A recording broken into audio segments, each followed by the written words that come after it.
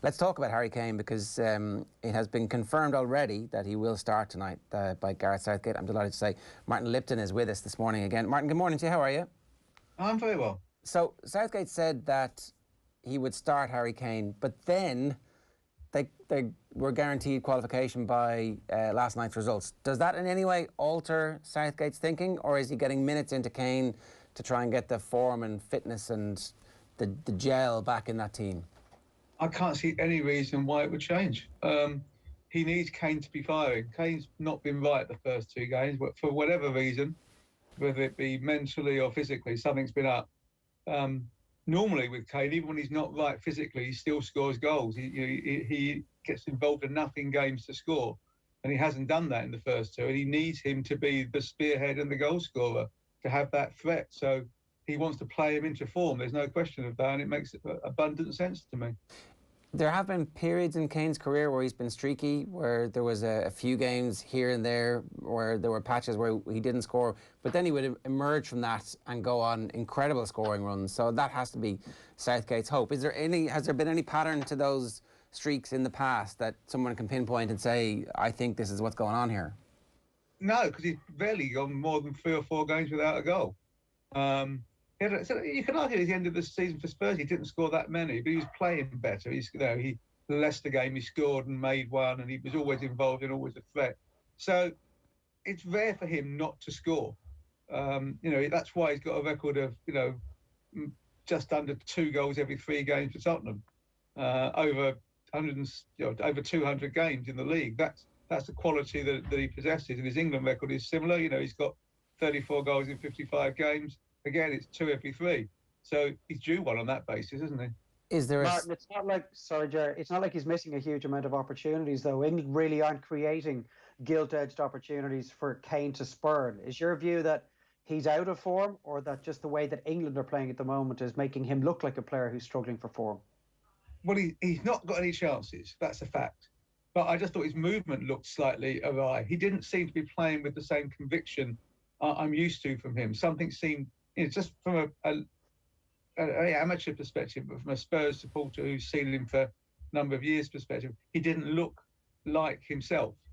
But that could be for a variety of reasons. I mean, no one's a robot. No one can be guaranteed to play well every match, and Kane's as human as the rest of us. You do feel that he needs better service, and there wasn't, as one cross against the Croatians he nearly got at the end of, across from the right against Scotland that he's just a bit slow to get to. I think was overplayed as well. But it's not as if he's had 10 chances to get on the end of. They haven't put the ball in the right place, and as a consequence, he's gone looking for the ball. Now, at times that's really useful because he can drop deep, turn and hit and hurt you, and he hasn't done that so far. But there needs to be better movement, more penetration, the ball getting in behind a little bit more, and they haven't done that enough. When he does drop deep, there's obviously a Tottenham Heung-min Son is in advance of him, and there was some talk in the papers at the weekend that maybe Gareth Southgate needs to look at the possibility of playing both Kane and Dominic Calvert-Lewin together, and that if Kane does drop deeper, I mean, he was incredible in terms of goals, assists for Tottenham last season, that maybe that's the way to go, play him deeper and play the equivalent of Heung-min Son and Dominic Calvert-Lewin ahead of him. Well, isn't the equivalent of Son, Jadon Sancho more than Calvert-Lewin? Calvert-Lewin's an orthodox centre-forward, whereas Sancho is pace, can run in behind. We've seen him do that for Dortmund. I think it's an argument that you need to have better legs, but again, Sterling's not short of pace either. Rashford's not short of pace when he comes up. What the problem was, the runs weren't being made by anyone. As a consequence, he went, and the ball wasn't being provided in the right place, so he went looking. I think there's nothing wrong with the shape. The issue for me is that do you really need 2 holding midfielders in a lot of games? Now, maybe Southgate's view is, well, when it really matters, we're going to. So therefore, why would we change it up when we can? It's about getting used to playing in a certain way for when we need to play in that way. And that's perfectly valid as an argument. And the other thing is, as we know, tournaments aren't necessarily won by the best attacking teams. They tend to be won, as 2016 and 2018 proved, by the best defensive teams. Is that giving you confidence that actually Southgate's on the right path here? Because there's been a massive reaction by the England fans to the performances so far, and it seems like it's an overreaction because Scotland played really well, have a bunch of very, very good players, very clear identity in what they're trying to do, and it's a derby game. Sometimes those games end up taking on a life of their own. Also, England missed a gilt-edged opportunity very early in the game to score a goal that would have completely changed the complexion of it when Stones rattles the bar. Yeah, and it should have been a penalty in the second half. Soft one, but it's a penalty in the Premier League any day of the week, isn't it, when Robertson clips Sterling's heels. England didn't play well. Scotland played as well as they can do and got a 0-0 draw. I think that probably sums up the difference between the two teams in truth. You know, England have qualified with a game to spare. Scotland have got to beat Croatia. I think people do get over excited about performances and read too much into them. No, it wasn't good. Let's not pretend otherwise. It was a poor performance. They lacked impetus. They lacked penetration. They lacked thrust. They lacked conviction. Not in the top 10 of bad England performances that I've seen. The two holding midfielders issue, is there just a betting in period for that as well? Is it possible that, so essentially Declan Rice is playing as a 6, is it possible that Phillips can play as a slightly more advanced player alongside him, or is that 2 6s that we're watching? Well, it looks that way at the moment. You do need one of them to make a run occasionally. And Phillips made the couple of runs against Croatia was exactly what he needs to do.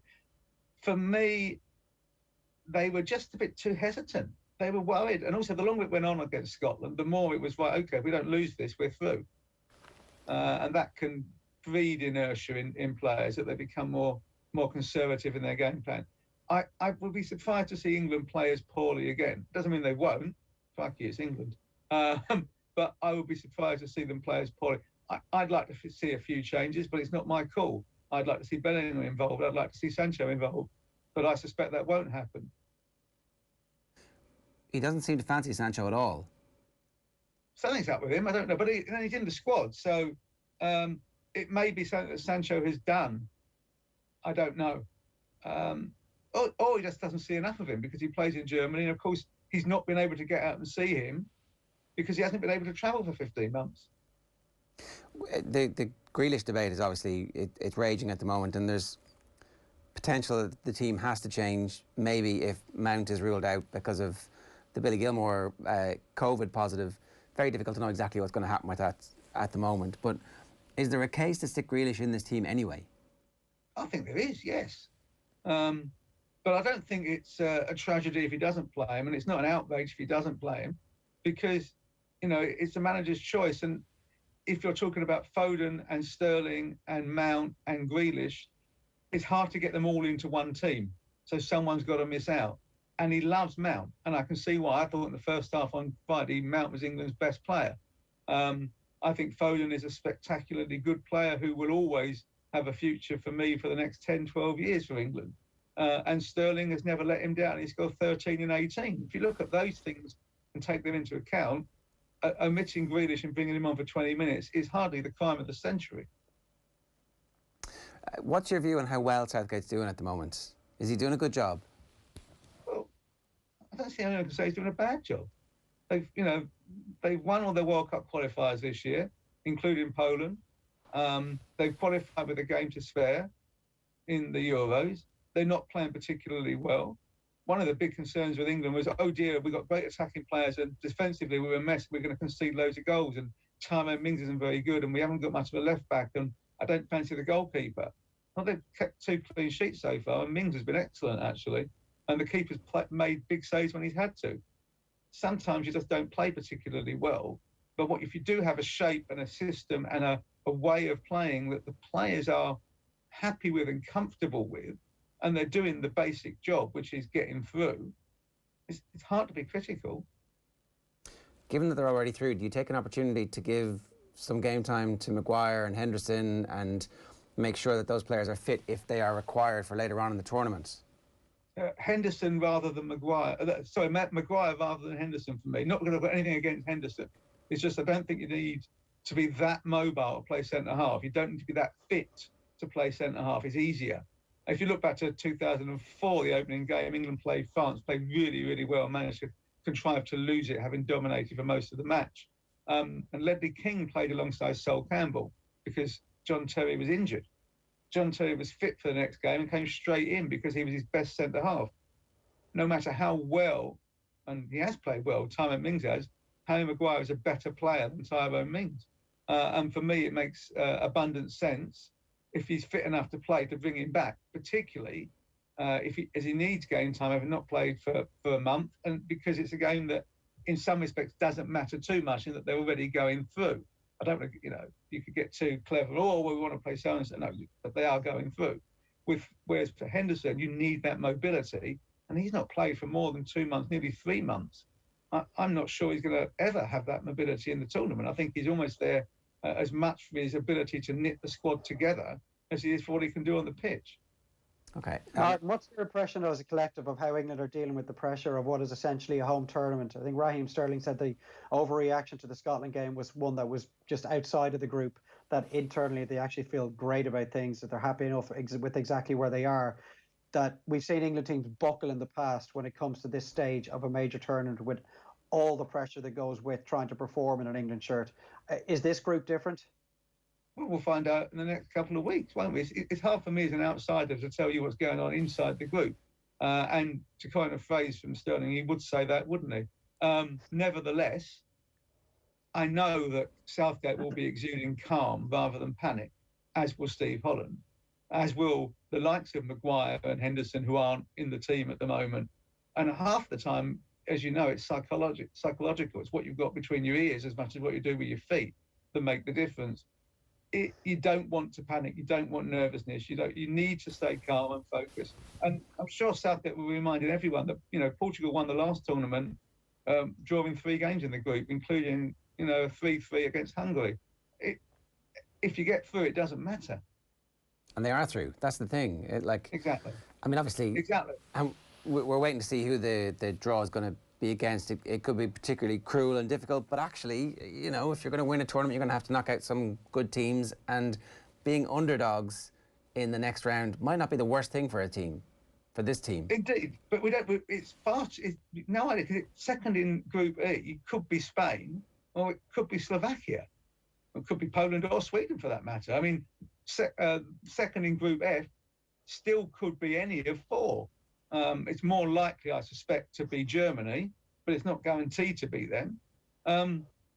So it's so many imponderables at the moment that you can't make any calculations based. It wasn't like 2018 where it actually made strategic sense for England to not beat Belgium in the last game of the group because the path was easier.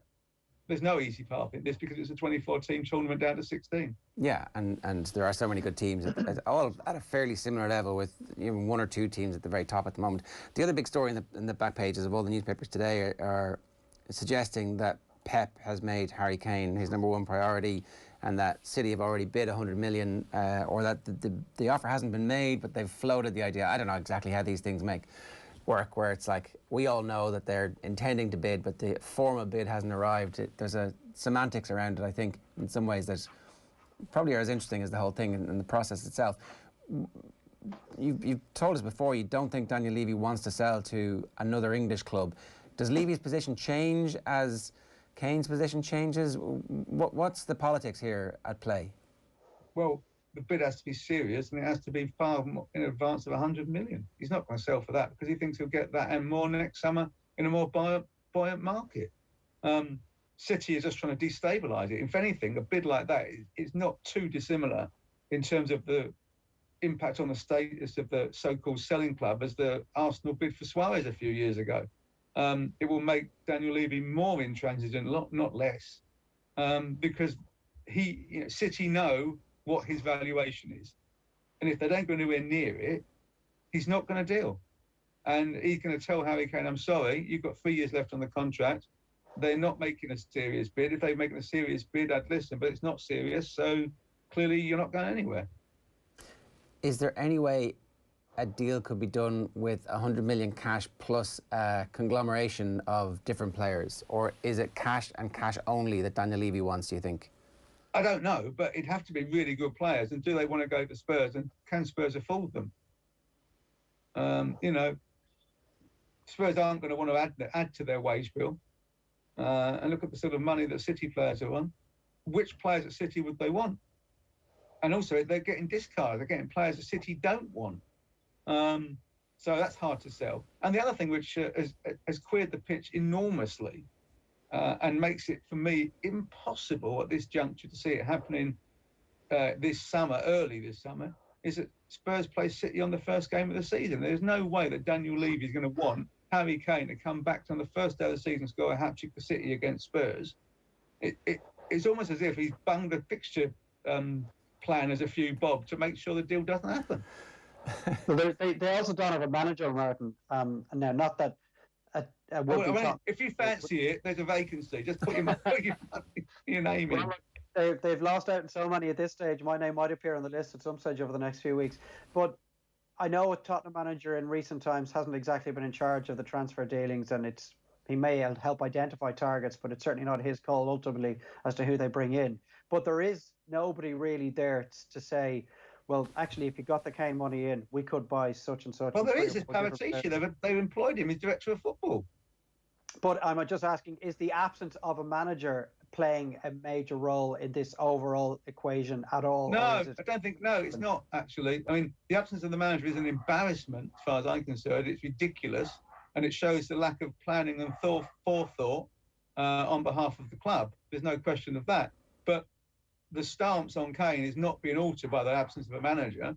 If anything, it makes it easier for Levy to stick to his guns. But I think Daniel Levy's position is, I'm not selling unless I'm given a deal that I can't say no to. And that probably, being realistic, begins with a 2. And no one's going to offer that in this market. When do you think they will have a manager? Is there a potential that they're looking at somebody who's involved in the Euros and that's the get out of jail card? It's like, oh, we had to wait to the end of this because we wanted X manager? Well, that's what they'll try and spin, I'm sure, but no one will believe it because it's been an unmitigated mess from start to finish. And nobody can say otherwise. And, for all the attempts and efforts to deny that it's chaos, it sure looks like chaos. They don't seem to know from day to day who their targets are. And the type of manager they appear to be talking to changes with the wind. It makes utterly no sense whatsoever. There is no consistency at all to the different candidates who've been linked or on the verge of signing. No, I mean, you can't go from Pochettino to Conte to Fonseca to Gattuso in the space of 3 weeks and tell me there's consistent planning gone on. If it had been, as they were originally intended, I think, Nagelsmann, and then they'd ended up going back to Pochettino, you could see that. Even Ten Hag, you can see those being of a type. But it now appears to be, is there anyone we can get who's big enough for us to sell? Well, it may work, by the way. And it may be that that's not a terrible philosophy. There's a change of stance that Paratici has come in and said to Levy, hang on, what do we actually want now from our manager? And that makes it a good sense. And Conte, because of his success at many clubs, would have been a very good choice in the short term. But of course, with Antonio Conte, it's only ever in the short term, very short term. And in this case, like a couple of days, and he changed his mind. But if you ask me who they're going to have as manager, I simply couldn't tell you because I don't think they know. Are England going to win tonight? Should win tonight. Czechs are pretty happy they've qualified. They don't really need to win the group. England need to put in a performance. Last time Czechs came to Wembley, beat 5-0 and smashed them. And even the game they lost 2-1 in Prague, England went 1 up and should have won the game. They conceded 2 sloppy goals from corners. So yeah, England should win, but not if they play that they did on Friday night. Martin, great to have you with us. Thanks a million. Enjoy the game. Cheers. Bye-bye. Martin Lipton giving us some thoughts there on the situation at Spurs and the England game tonight. If you've got thoughts on that game, or indeed England's performance so far in the Championship, we'd love to hear from you. 0879 180 180 is the number you can WhatsApp. Or as ever, of course, you can also leave a comment in the YouTube stream or use the hashtag OTB AM. A packed show still to come.